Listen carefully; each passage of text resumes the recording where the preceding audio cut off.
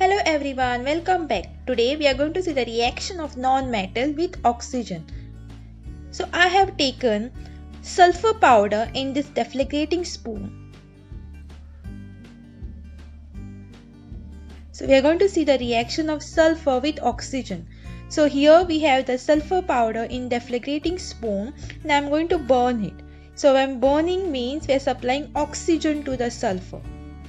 So sulfur is a non-metal, so we are now burning it. So in presence of oxygen, the burning process will take place.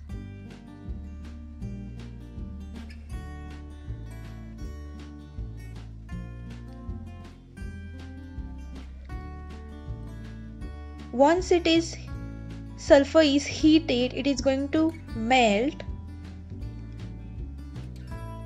and it is going to release all the fumes of the gas.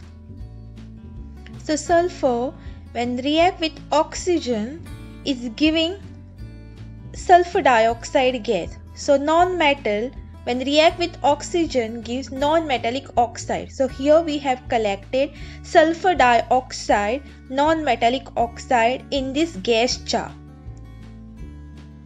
So wait until all the gas is collected in the gas jar. Then remove the deflagrating spoon and close the lid of the gas jar. Now in this gas jar, we have collected sulfur dioxide gas. So we have done the reaction, that is we have burned the sulfur powder in presence of oxygen and it is giving non-metallic oxide, that is sulfur dioxide, and we have collected this sulfur dioxide gas in this gas jar. Now let us test the nature of non-metallic oxide. So what I am doing here, I am taking a moist litmus paper. So I am taking a litmus paper and I am dipping it in the water. So I am making it moist, a little bit wet. You can also add water to the gas jar and do that. So first I have taken the red litmus paper, moist litmus paper, I have kept it inside a gas jar. Now let me take the blue litmus paper, the moist litmus paper, and let us wait for some time.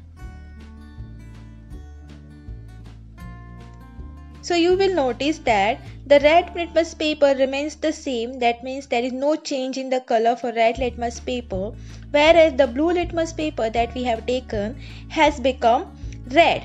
This indicates that there is a change in the color for blue litmus paper. So I am doing the demonstration again.